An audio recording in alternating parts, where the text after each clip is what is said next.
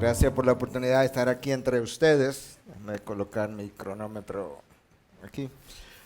Esta es mi primera vez en Medellín, mi segunda vez en Colombia.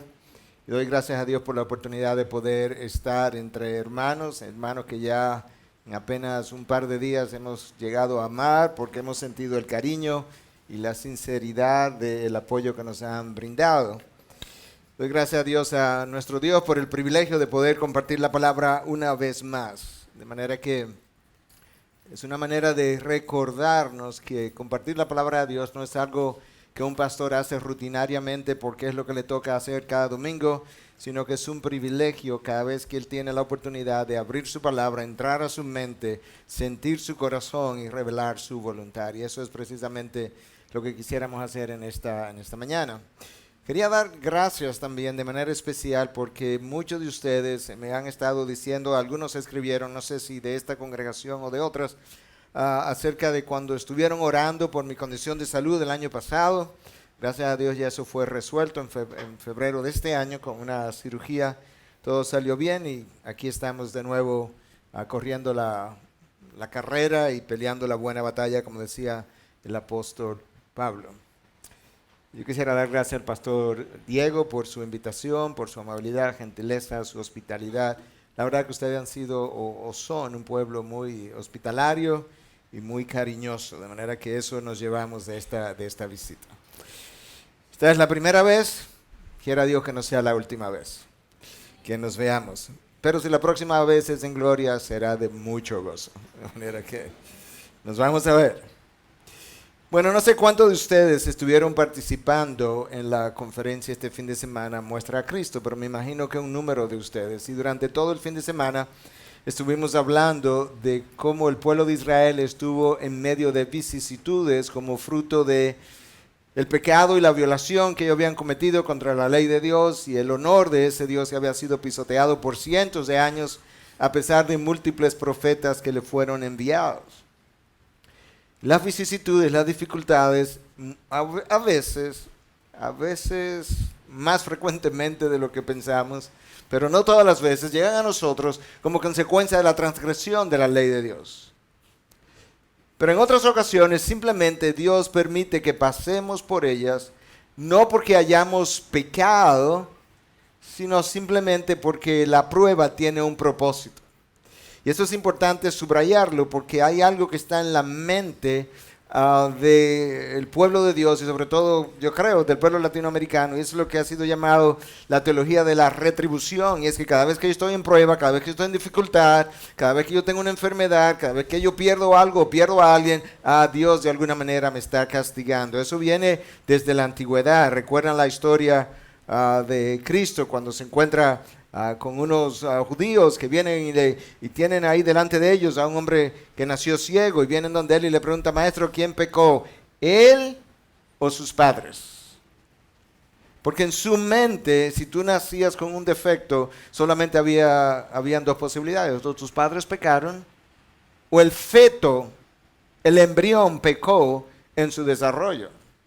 Bueno, eso no ha acabado de salir de nosotros, a pesar de que las historias de la Biblia están ahí para mostrarnos lo contrario. Job pasó por una gran dificultad y es cierto que en la tribulación algo del orgullo sobre su integridad salió a relucir, pero esa no fue la razón por la que Job entró en la dificultad, de ninguna manera. De hecho, al principio Dios le dice a Satanás, ¿te has fijado en mi siervo Job, un hombre intachable, justo? No hay otro como él. De manera que Job entra en medio de una prueba por algo que no tiene nada que ver con la transgresión de la ley de Dios. Y esa es la razón por la que yo quisiera reflexionar en esta mañana acerca de lo que yo he llamado el fuego de la prueba. Algo de lo cual Pedro nos habla en su primera carta, capítulo 1. Yo voy a leer solamente los primeros 7 versículos por el tiempo que tenemos para la exposición de la palabra de Dios. Escucha lo que Pedro dice. Pedro, apóstol de Jesucristo, a los expatriados de la dispersión en el Ponto, Galacia, Capadocia, Asia y Bitinia, elegidos según el previo conocimiento de Dios Padre, por la obra santificadora del Espíritu, para obedecer a Jesucristo y ser rociados con su sangre, que la gracia y la paz os sean multiplicadas. Yo no sé cuántos de ustedes vieron la Trinidad en ese texto que yo acabo de leer. Elegidos por el previo conocimiento de Dios Padre, por la obra santificadora del Espíritu, para obedecer a Jesucristo. Ahí está la Trinidad representada. Bendito sea el Dios y Padre de nuestro Señor Jesucristo, quien según su gran misericordia nos ha hecho nacer de nuevo a una esperanza viva mediante la resurrección de Jesucristo de entre los muertos, para obtener una herencia corruptible, inmaculada y que no se marchitará, reservada en los cielos para vosotros, que sois protegidos, escucha, por el poder de Dios mediante la fe, para la salvación que está preparada para ser revelada en el último tiempo, en lo cual os regocijáis grandemente, aunque ahora, escucha otra vez, por un poco de tiempo, si es necesario, seáis afligidos con diversas pruebas, para que la prueba de vuestra fe, más preciosa que el oro que perece, aunque probado por fuego, sea hallada, que resulta en alabanza, gloria y honor en la revelación de Jesucristo. Cuando tú lees el texto, lo primero que tú notas es la identificación del autor. Este es Pedro, uno de los 12 apóstoles. Y Pedro está escribiendo a un grupo de personas, de compatriotas, que habían salido del área de Israel, a personas que eran exiliados también. Recuerden que Pedro es aquel que negó a Cristo 3 veces. Y sin embargo, él es uno de los autores en la Biblia que nosotros tenemos hoy. Entonces el autor se identifica primero. Esa era la costumbre en las epístolas de la antigüedad. Cuando nosotros escribimos una carta, nosotros tendemos a escribir la carta y firmarla al final. En la antigüedad era al revés. El autor se identificaba primero. Como que tiene mucho sentido eso, que tú sepas de quién viene la carta. Y luego entonces tú identificabas a la audiencia, a quienes iban a recibir la carta. Y esto es lo que Pedro está haciendo cuando dice a los expatriados de la dispersión en el Ponto, Galacia, Capadocia, Asia y Bitinia. Esa era un área relativamente grande, 200,000 kilómetros cuadrados aproximadamente, 5 ciudades en el noreste del Imperio Romano. Ahí está un grupo de hebreos que ha salido de Jerusalén o de lo que pudiera ser llamado Palestina, precisamente por su fe. Han salido corriendo, han estado siendo perseguidos y ahora Pedro le está escribiendo. Estos son judíos convertidos al cristianismo. Entonces ya conocemos al autor, ya conocemos quienes van a recibir esta carta. Pedro trata de ayudarles a ellos a entender quiénes son incluso. Son expatriados, pero no dejan de ser judíos. Son judíos, pero esa no es su mayor identificación. Ellos son elegidos según el previo conocimiento de Dios.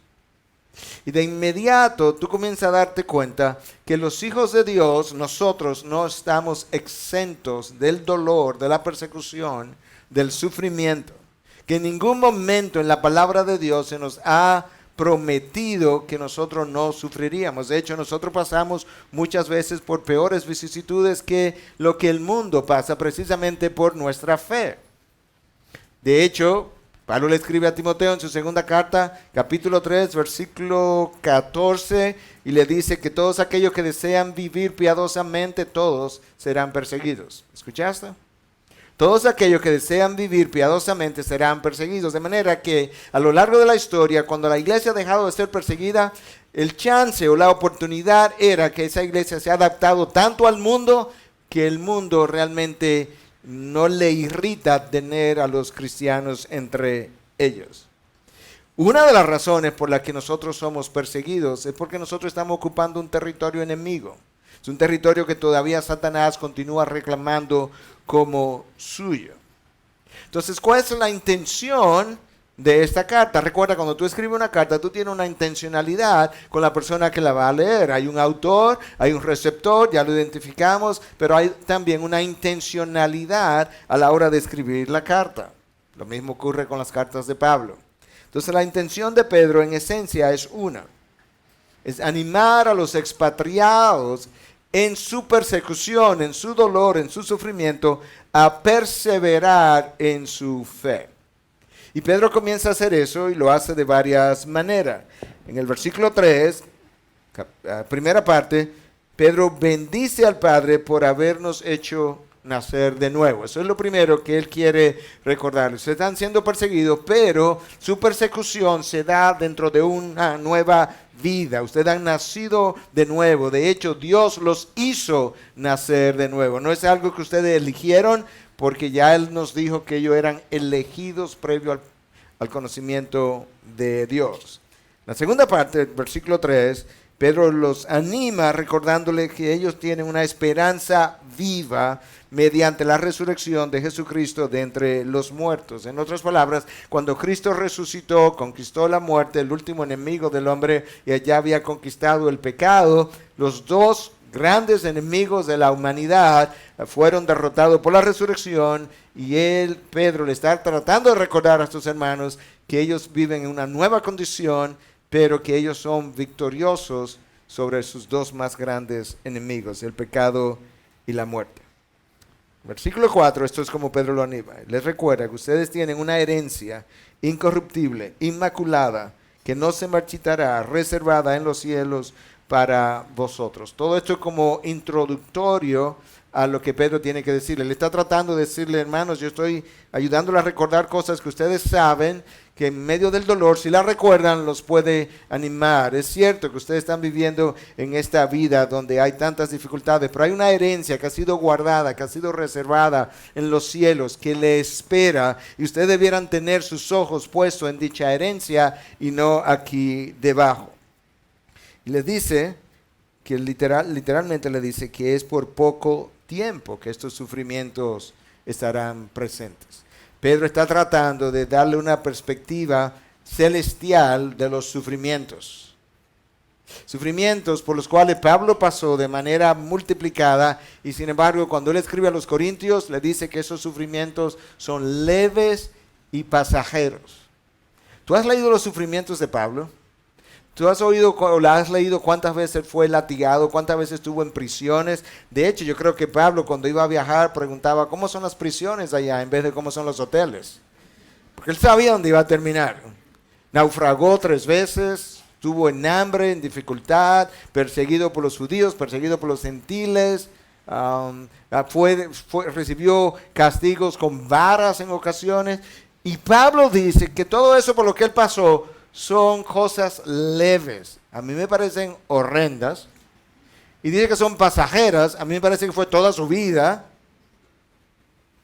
Pero es que Pablo tiene otra perspectiva. Escucha lo que le dice a los Corintios. Cosas que ojo no vio, ni oído oyó, ni han entrado al corazón del hombre. Cosas que el hombre no puede ni siquiera imaginar, no han entrado a su corazón. Son las cosas que Dios ha preparado para los que le aman. Entonces, con esa perspectiva, estos sufrimientos son leves, y en vista de que los voy a tener por el resto de la eternidad, estos sufrimientos son pasajeros. Por eso es que Pedro les dice, aunque por poco tiempo tengan que pasar, pero ese poco tiempo son años y años y años. Versículo 5, Pedro está tratando de animarlos todavía, protegidos por el poder de Dios mediante la fe. El Dios que te lleva a la prueba es el Dios que te sostiene en la prueba. Yo creo que ustedes escucharon eso este fin de semana. Cuando Cristo fue tentado en el desierto por 40 días, si lees bien, el relato en el Evangelio de Marcos dice que el Espíritu Santo lo empujó al desierto, casi como si él no hubiese querido ir hacia allá. El Espíritu de Dios lo empujó al desierto. El Espíritu que lo llevó al desierto es el Espíritu que lo sostuvo en la prueba del desierto. Y por eso Pedro le está diciendo a sus receptores, ustedes están protegidos por el poder de Dios. ¿De verdad, Pedro? En esta persecución, así es que luce la protección de Dios. Están protegidos por el poder de Dios, mediante la fe, para la salvación que está preparada para ser revelada en el último tiempo. En otras palabras, la prueba en la que Dios permite que tú entres es capaz de hacerte salir de la salvación si se te dejara a ti el curso de los hechos. Por tanto, Dios tiene que protegerte con su poder para que la prueba no te aleje de la vida cristiana, no te aleje de Dios. Y ahí Él muestra su gracia, ahí Él muestra su protección. Y eso es parte de lo que Pedro le está diciendo. La segunda intención de esta carta, decía que era primariamente animarlos, pero hay una segunda intención, y que está aquí, y en la que yo quiero pasar el resto del tiempo que nos queda, es ayudarle a entender que el fuego de la prueba por el cual ellos están pasando, y que vemos en el versículo 6 y 7, tiene una intención en la mente de Dios. Escúchalo otra vez. En lo cual os regocijáis grandemente, aunque ahora por un poco de tiempo, ahí está la expresión, si es necesario, seáis afligidos con diversas pruebas, para que la prueba de vuestra fe, más preciosa que el oro que perece, aunque probado por fuego, sea hallada, que resulta en alabanza, gloria y honor en la revelación de Cristo Jesús.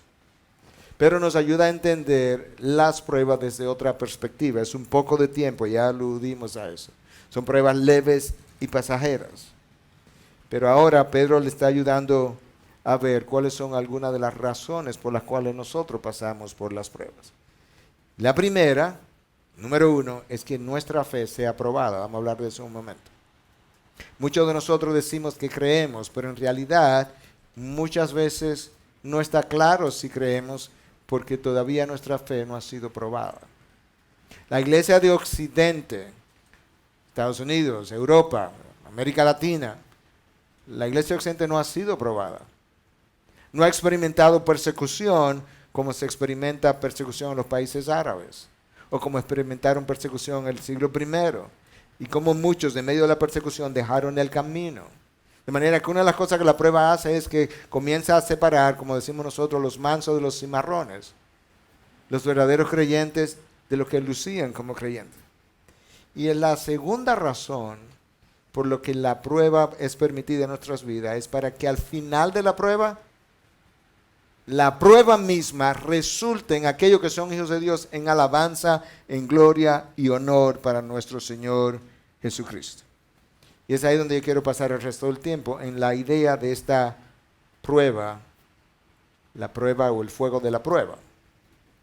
Se cuenta de una historia de una señora, ya la estábamos revisando con algunos de nosotros, de una señora que estaba interesada en ver cómo se trabaja la plata, por lo que ella había escuchado, y la llevaron a ver un platero. Y cuando ella llegó allí, se puso a observar cómo el platero trabaja la plata, y ella vio que él tomó con una pinza larga un pedazo de plata y metió la plata en el fuego y se quedó viendo la plata fijamente ahí por un tiempo, y de vez en cuando él hacía esto y como que la veía y volvía y la ponía en el fuego, y después de un rato volvía y la veía y la ponía en el fuego, pero en todo momento sus ojos nunca se separaron de la plata que estaba en el fuego. Al final de esta historia, o al final de esta observación, ella tuvo la oportunidad de hablar con el platero y le preguntó que por qué él hacía eso que ella observó, que tenía sus ojos tan fijos sobre la plata y que cómo él sabía cuándo sacarla del fuego. Y él le respondió: primero, usted necesita entender que la plata es muy frágil y fácilmente se puede caer en el fuego y arruinarse. Por tanto, yo me quedo viéndola fijamente para evitar que cuando ella comience a doblarse yo no me dé cuenta y se vaya a caer en el fuego y sea destruida o dañada. Y la segunda pregunta: ¿cuándo yo sé cómo sacarla? Cuando la plata está lo suficientemente pura de manera que mi rostro se refleja en la plata, ya es tiempo de sacarla. Y eso es exactamente lo que Dios hace.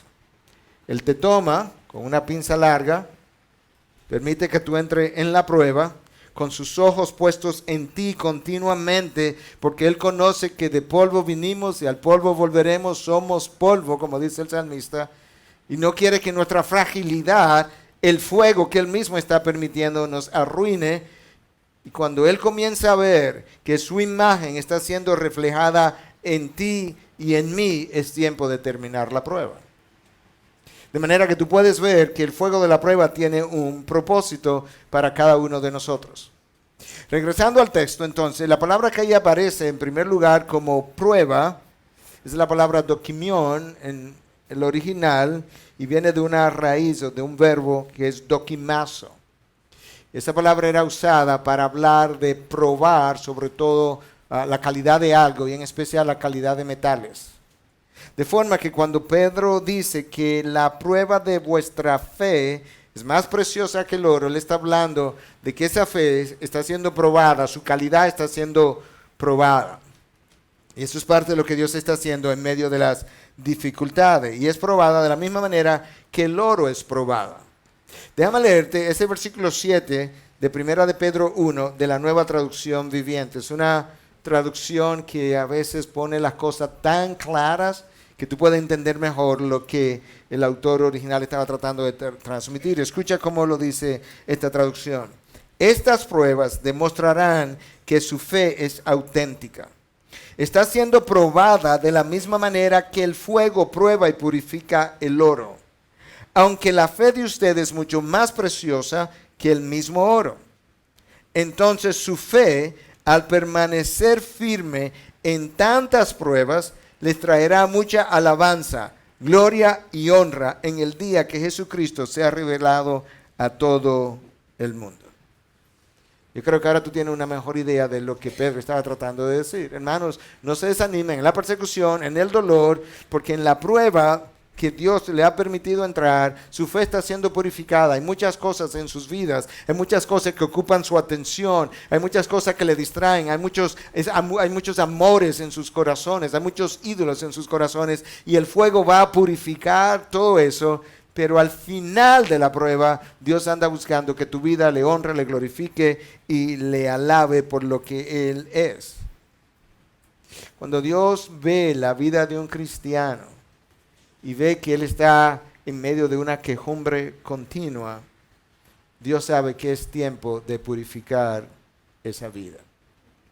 Porque ni la queja, ni la ira, ni el resentimiento, en medio de la prueba, es evidencia de que nosotros hemos alcanzado profundidad en el conocimiento de nuestro Dios. Es todo lo contrario, es evidencia de que nosotros todavía tenemos una fe superficial que no entiende o no cree la bonanza de nuestro Dios, por un lado, y tampoco cree lo que Dios ha revelado, de que estas pruebas tienen un fin bueno, agradable y perfecto en lo que es su sabiduría. Otra vez, muchos decimos que hemos creído, pero no hemos creído hasta que nosotros hayamos sido probados y luego podamos decir, ahora creemos. Eso es una realidad de todos nosotros. La forma como tú y yo reaccionamos ante las circunstancias van a revelar si mi fe es algo por convicción o por asociación. ¿Cómo por asociación? Bueno, hay gente que creció en un hogar cristiano, genuinamente cristiano, que por tanto fue a una iglesia cristiana o evangélica, fue a campamentos evangélicos cuando estaba joven, fue a bodas evangélicas, fue a funerales evangélicos, tenía amigos evangélicos, y de repente toda esa cultura a su alrededor le hizo creer que él era un evangélico. Pero en realidad su fe era algo más de asociación que de convicción. Y una de las cosas que las pruebas hacen es precisamente revelar cuál es el origen de tu fe. Mucha gente que se ha desviado del camino, realmente tú no piensas que era nacida de nuevo y que perdió su salvación. Fue gente que nunca estuvo. La mejor evidencia de que alguien verdaderamente tiene una fe genuina es precisamente su permanencia en los caminos del Señor. Eso es lo que Juan revela en su primera carta y dice, salieron de nosotros, pero en realidad nunca fueron de nosotros. Y la razón por la que salieron de nosotros fue para poner en evidencia que nunca fueron de nosotros. De manera que Juan está revelando, si hubiesen sido de nosotros, hubiesen permanecido con nosotros. Entonces Dios permite a veces la prueba para revelarme a mí mismo y muchas veces frente al cuerpo de Cristo, quién yo soy. Y si mi fe era por convicción o por asociación. A veces asociación es con amigos, a veces es con un esposo. Mi esposa es evangélica, yo voy a su iglesia, siempre estamos juntos, siempre oramos antes de comer y de repente ese esposo o esposa se aleja del camino y acaba de probar que él tenía una fe que no era genuina. Nosotros nos damos cuenta también en medio de la prueba la profundidad de nuestra creencia. El doquimión, o la prueba que sobrevino a estos hermanos expatriados, estaba poniendo en evidencia cuán genuina era la fe que ellos habían depositado en Cristo Jesús. Nosotros a veces vivimos vidas tan superficiales que no nos percatamos ni siquiera de lo que está pasando a nuestro alrededor y mucho menos de lo que está pasando dentro de nosotros. Cosas que atraen nuestra atención, cosas que nos divierten, cosas que nos entretienen, cosas que nos llevan a creer en el cuerpo de Cristo que realmente pertenecemos cuando en realidad no pertenecemos. Entonces ahora tú tienes la primera idea de lo que esa palabra en el original significa, pero la palabra que nosotros encontramos en nuestras Biblias traducida como pruebas, en el original tiene varios vocablos distintos. Ya vimos uno, doquimión. La segunda palabra es purosis, que aparece en 1 Pedro 4:12. Escucha, amados, no os sorprendáis del fuego de prueba que en medio de vosotros ha venido para probaros como si alguna cosa extraña os estuviera aconteciendo. ¿Escuchaste lo que Pedro dice? Hermanos, es cierto que ustedes están en medio de una prueba, pero ustedes están como si esto fuera extraño. Cuando en realidad, de este lado de la gloria, eso es lo que debieran esperar. Dificultad, persecución, pruebas, todo tipo de tribulación, porque no estamos en gloria. Si este mundo fuera tan bueno, nadie hubiese querido entrar a la gloria. De hecho, siendo tan malo como es, de la mayoría de la gente no se quiere morir. Todo el mundo quiere ir al cielo, pero nadie quiere morirse.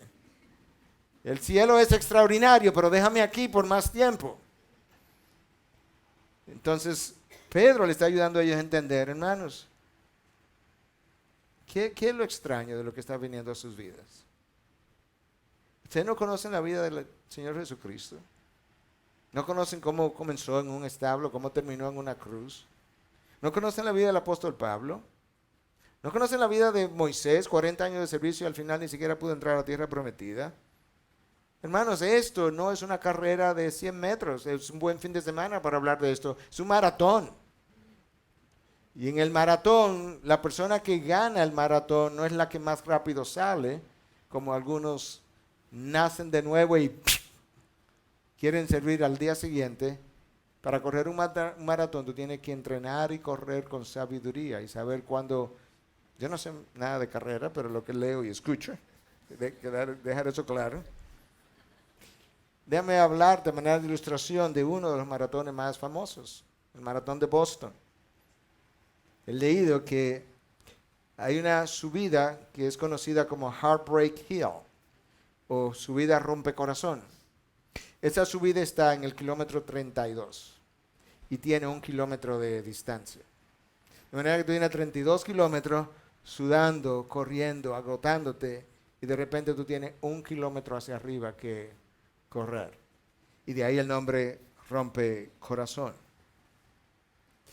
En la vida cristiana hay trayectos, hay tramos que rompen corazones, que lucen de manera distinta para diferentes personas. A veces es un embarazo que se perdió en el 3º, 4º, 5º, 6º mes después de tanta ilusión. A veces es un esposo que a la edad de 70 años, como escuché yo recientemente, decidió que se iba a divorciar de su esposa. A veces una novia que 3 días antes de la boda, el novio decide que no se van a casar. A veces un esposo que se acostó bien o una esposa y amaneció muerta. Hay diferentes experiencias en la vida cristiana que rompen corazones. Esa es la realidad. Lo que Dios va a ver en medio de mi prueba es en qué o en quién yo voy a confiar. Si voy a confiar en mi fortaleza, en mi superación personal, en mis recursos, en mis habilidades, en mis relaciones, o si tú vas a creer en Dios y solamente en Dios. Dios quiere ver si en medio de esa prueba tú estás dispuesto a negociar tus valores y principios o si va a permanecer fiel a dichos valores y principios. Estamos viendo la palabra purosis, traducida al español también como prueba. Es una prueba que implica dolor. De eso es que estamos hablando. Las experiencias que yo acabo de mencionar son como purosis. Hay un dolor, hay una dificultad. Hay algo que yo siento que me ha causado esta gran aflicción. Para estos hermanos era la persecución. Una persecución por creer en Cristo. Estoy creyendo bien y es precisamente el creer bien lo que está haciendo que me persigan. ¿Cómo es esto? Estoy creyendo bien y es precisamente eso lo que hace que me tiren en un foso de los leones. Estoy creyendo bien y eso es lo que hace que me tiren en un horno que han calentado 7 veces más allá. Eso es precisamente esta purosis de que estamos hablando ahora. Dios quiere saber de qué manera tú vas a anestesiar tu dolor. Algunos recurren a alcohol o drogas o pornografía o a la diversión. Otros se rebelan. Otros o otras, si el novio la dejó, ahora buscan a la semana otro novio. Como que un clavo saca otro clavo. O más de uno. Otros deciden colocarse frente a una televisión y tratar de olvidar. Pero hay unos pocos Jobs que pasan por la prueba, que lo pierden todo, que pierden sus hijos, y en medio de la prueba, tú te arrodillas y reconoces que Jehová dio y Jehová quitó, bendito sea el nombre del Señor. Cuando la prueba llegó a Job, él pasó la prueba de frente a Dios de rodillas. Cuando la prueba llegue a nosotros, ¿frente a qué vamos a estar? ¿Frente a una televisión? ¿Frente a una computadora? ¿O frente a alguna otra cosa que no complace a Dios? Escucha lo que Pedro le dice más adelante a este mismo grupo, en esa primera carta en 5:10.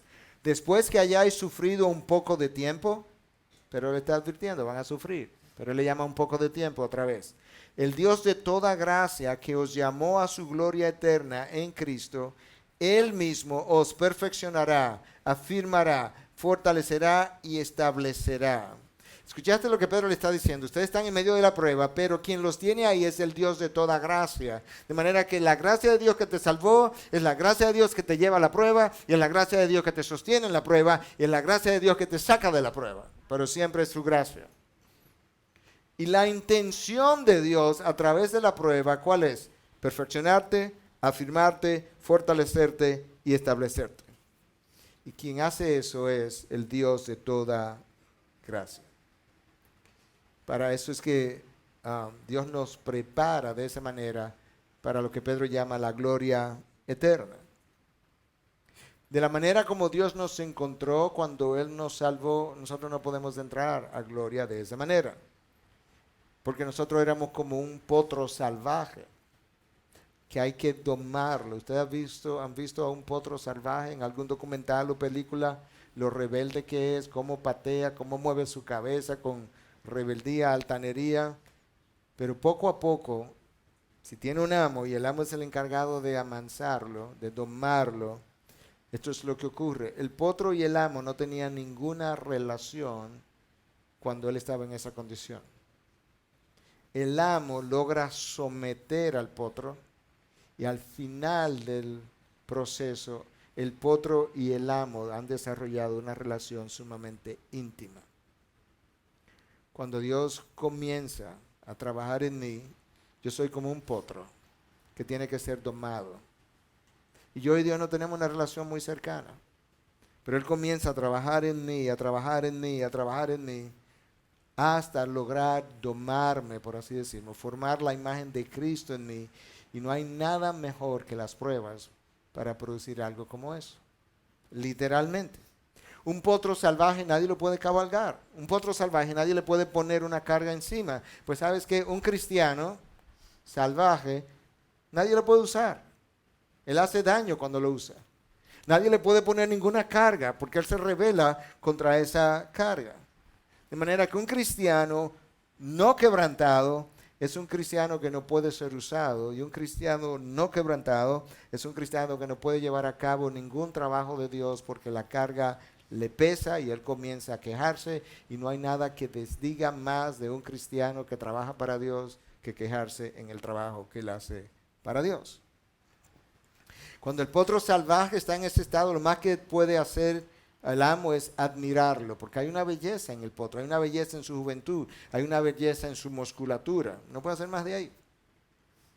De esa misma manera, cuando el cristiano está en la condición en que nosotros somos encontrados por Dios, lo más que podemos hacer es como admirar a Dios, pero es como de lejos. Dios es como hermoso, pero de lejos. Dios es todopoderoso, de lejos. Pero ese Dios en quien tú puedes depositar toda tu confianza, ese Dios en que tú puedes creer que su fidelidad te va a preservar hasta el fin, eso no es algo que nosotros apreciamos.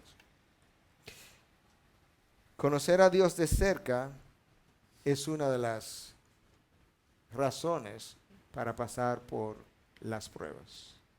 De hecho, tú experimentas eso en medio de los ciclones, los huracanes, los terremotos. La gente se acerca, los hermanos se acercan.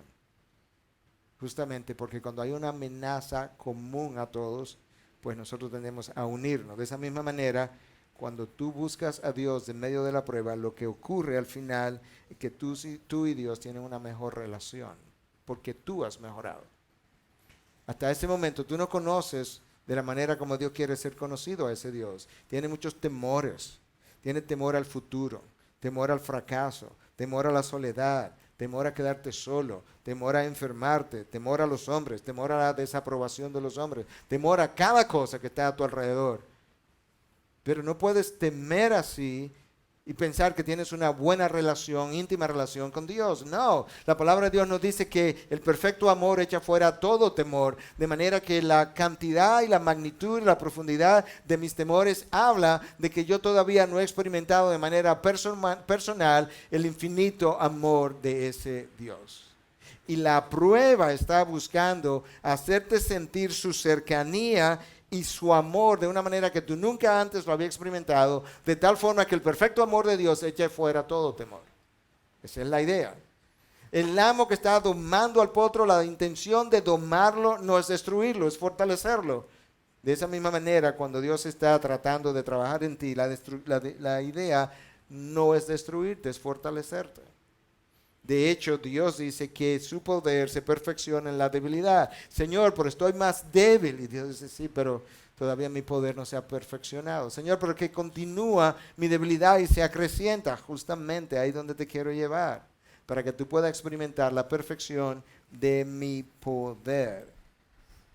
Cuando Dios comienza a ver ciertas actitudes en nosotros, Él dice, bueno, es tiempo de quebrantamiento. Dios a veces nos pone en situaciones que parecen que van a quebrar nuestros corazones, como esa subida, Heartbreak Hill. Escucha cuál es el propósito. 5:10 de Primera de Pedro, que ya te leí. Dios nos perfeccionará, nos afirmará, nos fortalecerá y nos establecerá. Decía W. Tozer, yo dudo que Dios use a un hombre grandemente hasta que no lo haya quebrantado profundamente. Yo dudo que Dios use a un hombre grandemente, no es que no lo use, que lo use grandemente hasta que él no haya sido quebrantado profundamente. Otro autor que permanece anónimo escribió algo como esto. Cuando Dios quiere preparar a un hombre, maravillar a un hombre y adiestrar a un hombre, cuando Dios quiere moldear a un hombre para realizar la más noble función, cuando Él anhela con todo su corazón crear a un hombre tan conocido y osado que todo el mundo quede asombrado, observa sus métodos y observa sus formas.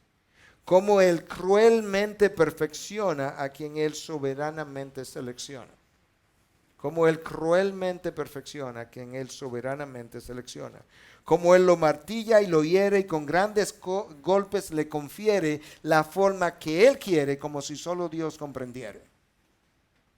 El poema continúa y dice algo como esto. Observa cómo Dios dobla pero no quiebra. Y con cada acto Dios induce al hombre a experimentar su esplendor de una forma que solo Dios conoce. Dios indujo a Moisés a experimentar su esplendor en el desierto. No en Egipto, no donde había abundancia de todo, no donde Moisés era uno de los príncipes o el príncipe de Egipto, no en el desierto, en medio de la nada, Dios indujo a Moisés, lo golpeó, observa sus métodos, observa sus formas. Miriam, su hermana, Aarón, su hermano, se quejó, lo acusaron. Tú piensas que Dios solamente habla a través de ti. No, Dios habla a través de nosotros. En un momento dado el pueblo se reunió y quería otro líder para que nos regresara a Egipto. Moisés siendo golpeado una y otra vez. Y con eso Dios lo estaba induciendo a qué cosa, a experimentar sus milagros, a hacer sus milagros, a conocer su gloria. 40 días de comunión arriba en el monte con Dios, sin ninguna otra compañía, sin comer, sin beber, solamente sostenido por la gracia de Dios. Observa sus métodos y observa sus formas. Dios dice, con los otros profetas, yo me revelo en sueños, en visiones, no con Moisés, con quien yo hablo cara a cara. Wow. A veces queremos ver las grandes cosas de Dios sin quebrantamiento. Eso no va a pasar. No puede pasar. Y la razón por la que no puede pasar, yo voy a tratar de ilustrártela en un momento. Pero recuerda que Pablo es llevado al tercer cielo. Y cuando él baja del tercer cielo, Dios le da un aguijón en la carne y Pablo revela la razón por la cual el aguijón no puede ser retirado. 3 veces Pablo le pidió a Dios, remuéveme el aguijón. Pablo, el que llegó a resucitar gente incluso, no se podía quitar un aguijón de su carne y 3 veces le pide a Dios y Dios le dice, bástate mi gracia, mi poder se perfeccionará en tu debilidad. Pero hay una razón por la que Dios no retira el aguijón. Pablo la explica, Pablo la entendió, le dice que Dios me dio un aguijón en la carne para que me abofeteara, para que no me enalteciera de las revelaciones.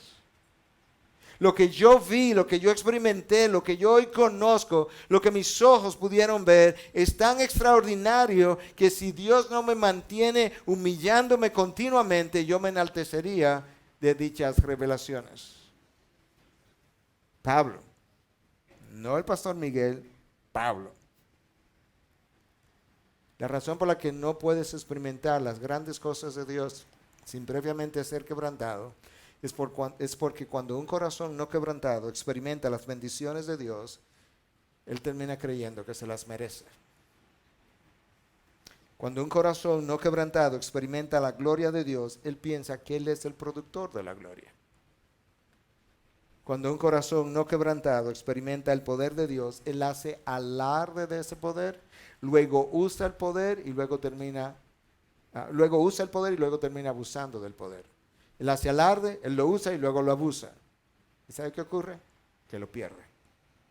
Cuando un corazón no quebrantado experimenta los privilegios de Dios, él llega a creer que los privilegios son sus derechos.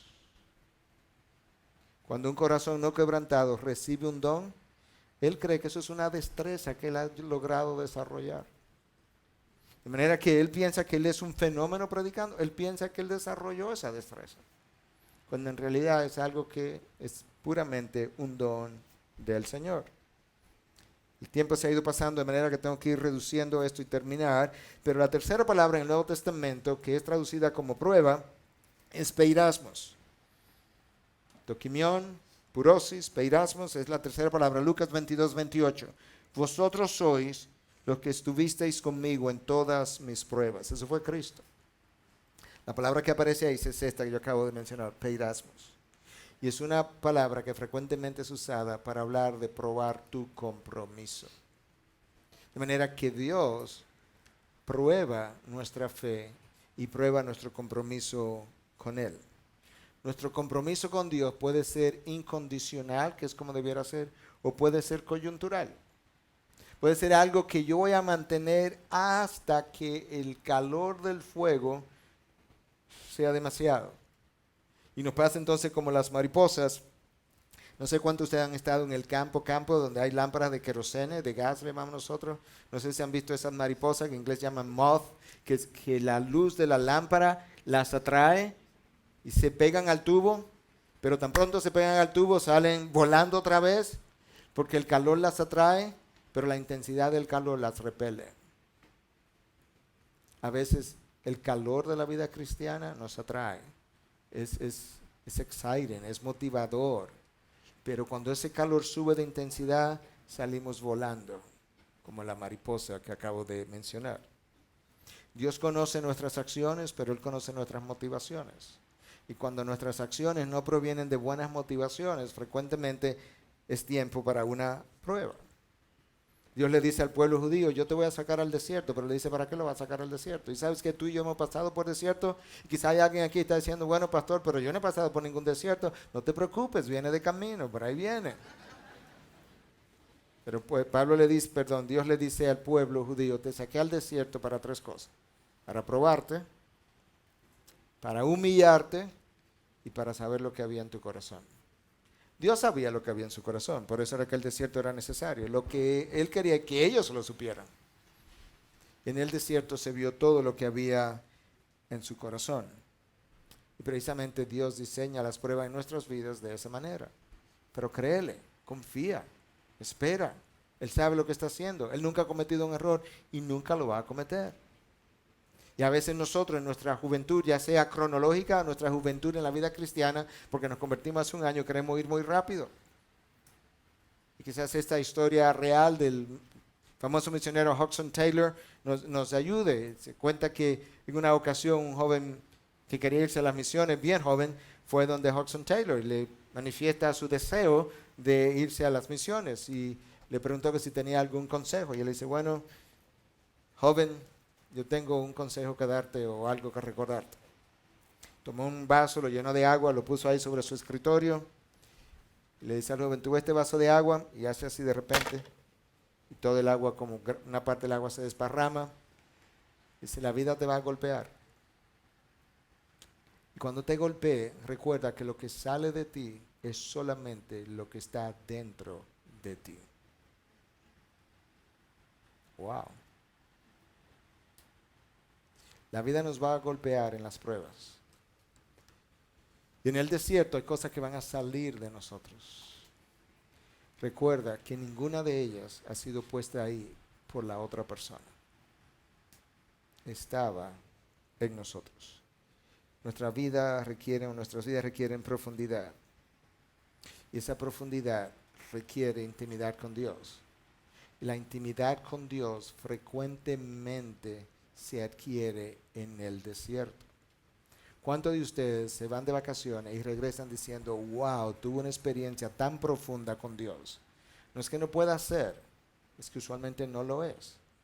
Pero ¿cuántos de ustedes pudieran testificar y decir, en el pasado yo tuve una prueba en mi matrimonio, con mi hijo, con mi hija, y realmente yo experimenté la cercanía de Dios? Mi problema no es falta de tiempo, es mala orquestación de ese tiempo, de con quién lo paso y cómo lo paso. Cuando nosotros creemos que estamos bien o somos mejores que otros o no merecemos cosas que otros no merecen, Dios dice es tiempo de quebrantamiento. Cuando nosotros estamos siendo probados por Dios, Dios está formando la imagen de Él en nosotros de una manera muy especial, y yo me resisto, Dios dice, bueno, es tiempo de quebrantamiento. Cuando hay un gasto excesivo de tiempo, de dinero, cuando hay un gasto excesivo en la apariencia externa, pero no suficiente tiempo consumido en cultivar lo que yo soy internamente, Dios dice, tiempo de quebrantamiento. De manera que tú puedes ver el beneficio de la prueba en la vida de un cristiano. Dios no te ha prometido un mundo sin dolor. Lo que Él ha prometido es que el dolor por el cual tú atravieses tendrá propósito, significado, sentido y final. El vuelo de aquí a la gloria no es un vuelo prometido sin turbulencia. Dios nunca nos ha prometido un vuelo sin turbulencia. Lo que Él sí nos prometió es un buen aterrizaje, garantizado por su poder y su gracia. Que Dios bendiga a su pueblo en esta mañana. Padre, gracias.